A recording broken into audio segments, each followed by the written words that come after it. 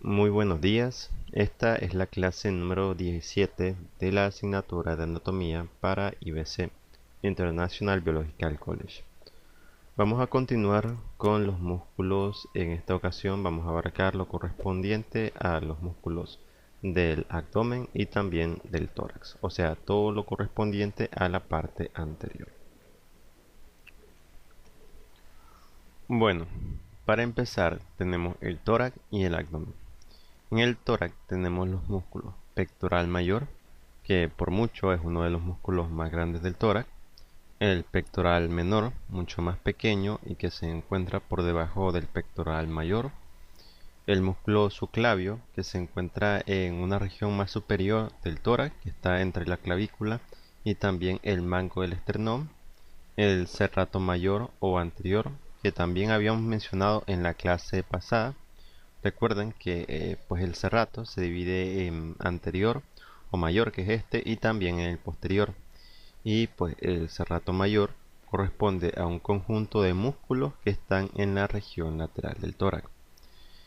En el caso del abdomen, pues tenemos los músculos recto anterior menor del abdomen, que son un conjunto de músculos que se encuentran en la línea media del abdomen, o sea, también conocido como línea alba.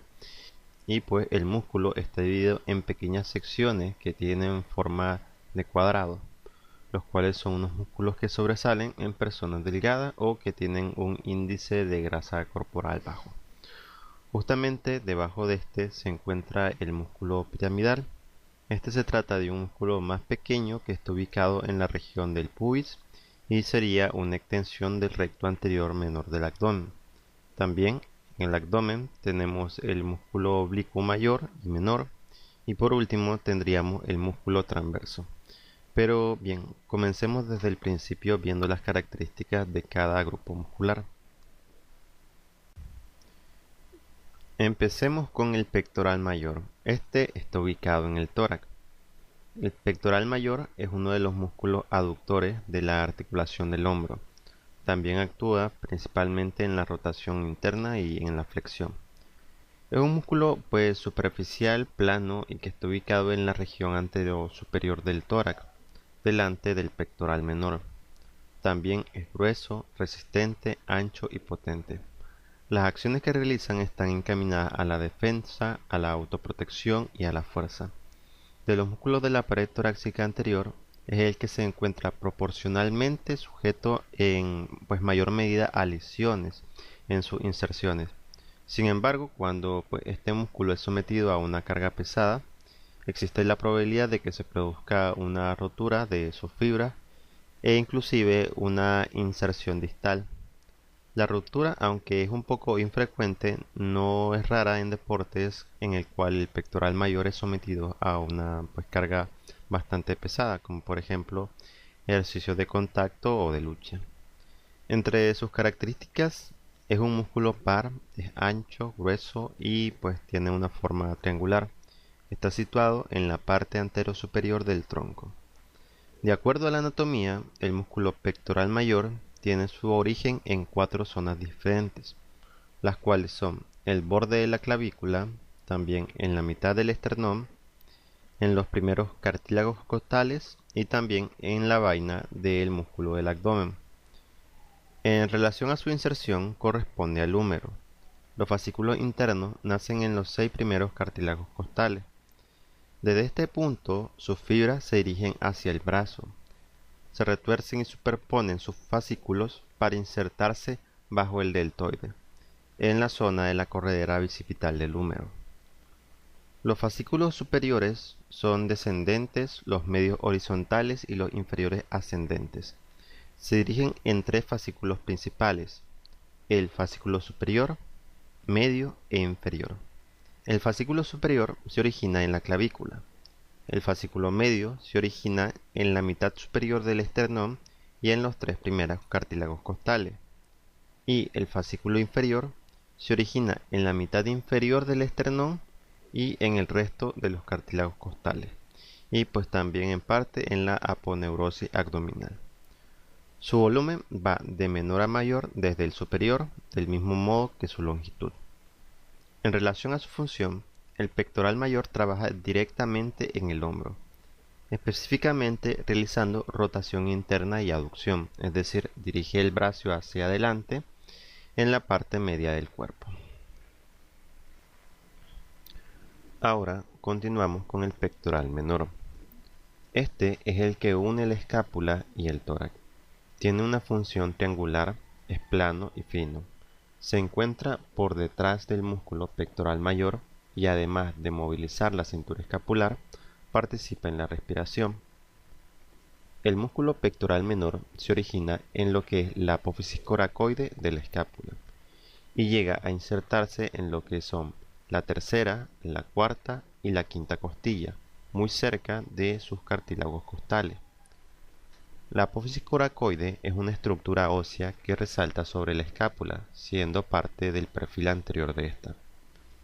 La coracoide tiene una forma muy particular, ya que presenta una semejanza a una falange cuando ésta se encuentra flexionada, y es un punto de inserción no solamente para el pectoral menor, sino también para otros músculos, como por ejemplo el bíceps y también el músculo coracobraquial, que es un músculo que también encontramos entre el brazo y la escápula.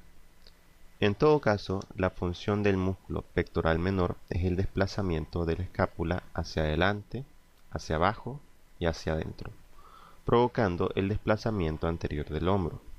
Al mismo tiempo, sí, actúa como un músculo accesorio en la inspiración forzada. Ahora continuamos con el músculo subclavio. Este es un tejido en forma larga y delgada, que se sitúa debajo de la clavícula y que comparte el mismo grupo muscular con el pectoral menor. Entonces, debido a su posición, actúa directamente sobre la primera costilla verdadera.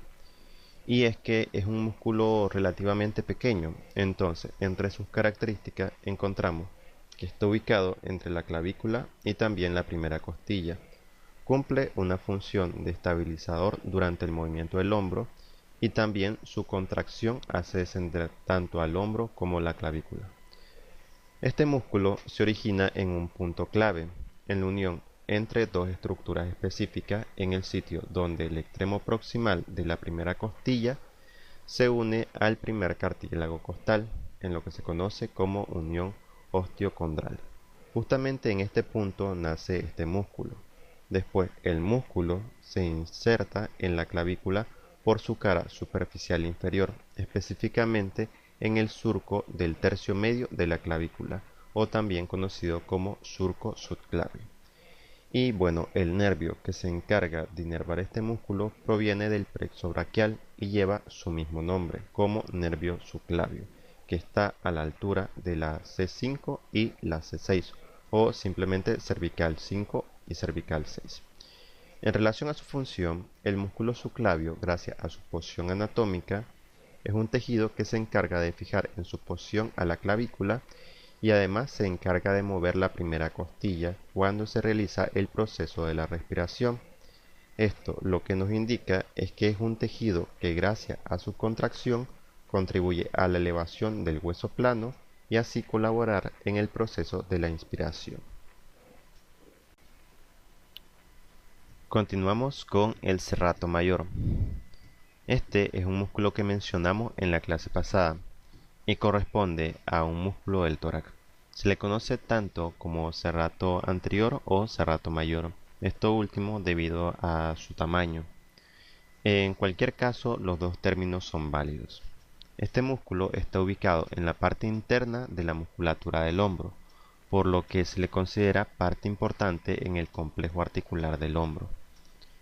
El músculo serrato anterior se encuentra situado en la cara lateral superior del tórax y está compuesto por 9 digitaciones que se originan en las 9 primeras costillas y se van a insertar en el borde interno de la escápula.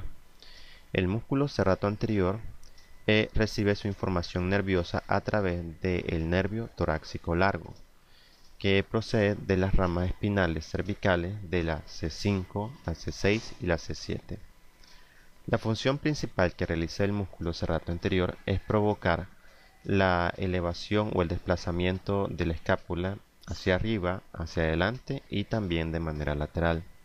Además de esto, ayuda en la flexión y la separación del hombro debido a la estabilización y también la rotación ascendente de la escápula. Y bueno, si tomamos como punto fijo la escápula, provoca la elevación de las costillas durante el proceso de la inspiración.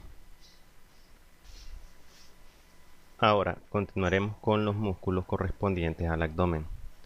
Empezamos con el músculo recto abdominal. Este se trata de un músculo amplio de la zona media del cuerpo, que se extiende desde el hueso del pubis hasta la parte inferior del tórax, es decir, que ocupa la mayor parte de la pared abdominal, y pues tiene como característica que los rectos poseen en medio una línea de color blanco que está diseñada de tejido tendinoso para mantener unidas todas las fibras musculares. Esta línea es conocida como línea alba y es una estructura fibrosa que recorre de manera descendente la línea media del abdomen, desde el pubis hasta el ombligo. El nombre significaría en realidad línea blanca, porque en realidad la línea alba es de color blanca. Los cambios hormonales que se producen durante el proceso del embarazo hace que en algunas de ellas esta línea alba adquiera una coloración marronosa. Este músculo, como se encuentra en el abdomen, tiene varias funciones necesarias para el ser humano, entre las cuales está el proceso de la respiración, o sea, interviene en el proceso de respiración con especial relevancia durante la inhalación. Al contraerse también ambos rectos es capaz de flexionar el tronco y por ende la columna vertebral. Y junto a la fascia y la aponeurosis abdominal mantienen a todos los órganos en su posición. Y pues durante el embarazo es capaz de distenderse para permitir el crecimiento del feto. Pero cuando esto sucede, se puede originar una infección a ambos lados del recto abdominal, que es conocida como diástasis. La diástasis abdominal es la separación de los músculos rectos del abdomen como consecuencia de un daño en el tejido conectivo. Como es un músculo largo y extenso que abarca parte anterior e inferior del tronco, sus lugares de origen e inserción se encuentran muy lejanos. Entonces, de acuerdo a la anatomía de los músculos, este se origina en la parte anterior del pubis hasta recorrer el abdomen y llegar a insertarse en la quinta y sexta costilla, en el cartílago de la séptima costilla y en la parte anterior de la apófisis voidea. Referente a la inervación, esta zona del cuerpo está cubierta por nervios intercostales y por los nervios que también trabajan en los genitales. Después tenemos al músculo piramidal. Este es un músculo pequeño y de forma triangular que se encuentra en la zona inferior del recto del abdomen y que está ausente en aproximadamente el 20% de la población. Se origina en el pubis y se va a insertar en la línea alba, justamente por debajo del ombligo. Ahora vamos a continuar con dos músculos.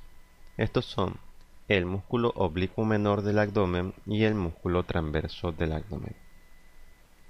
El oblicuo menor o interno es un músculo plano con forma similar a un triángulo, que es conocido por pertenecer al plano interno de la región abdominal, por lo que tiene funciones relacionadas tanto con la pelvis y también con las costillas.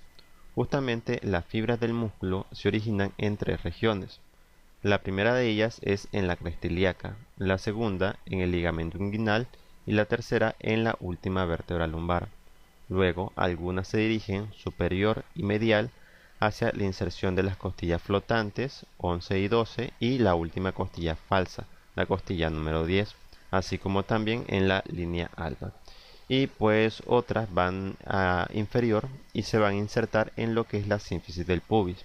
La inervación de los músculos del abdomen y especialmente del oblicuo inferior es realizada mediante las fibras nerviosas que provienen de la columna dorsal, los cuales corresponden a los nervios torácicos a partir de la T6 y también de la primera lumbar, específicamente aquellos que se conocen como nervios intercostales. La función de los músculos de la zona anterior del tronco es producir movimiento, que se necesitan durante la respiración, especialmente en el momento en el cual se realiza la fase de expiración, ya que esta ocurre cuando el abdomen se contrae y empuja los órganos hacia posterior. Ahora, para concluir, tendríamos el músculo transverso del abdomen. Este es un músculo que pertenece a la región muscular más profunda de la zona del tronco. la cual se extiende por toda la pared abdominal y tiene su origen en las costillas, en las vértebras lumbares y también en la región de la cresta ilíaca. Al ser un músculo amplio con fibras que se dirigen de manera transversal, presentan diversos lugares de origen, pero tienen una sola inserción. Se originan en la apófisis transversa de la columna vertebral, en los arcos costales de las costillas desde la séptima hasta la doceava y también en la cresta ilíaca. En cuanto a su inserción, esta se da en todo el recorrido de la línea alba, es decir, llega al pubis y a la sínfisis pubiana. Como es un músculo profundo, este se encuentra fuertemente vinculado con todos aquellos movimientos y funciones que implican la contracción de su fibra, es decir, que intervienen durante la respiración, cuando se orina, se defeca y cuando se realiza contracciones fuertes del abdomen, como sucede con la tos. Además, es considerado uno de los músculos que contribuye en la formación del suelo pélvico.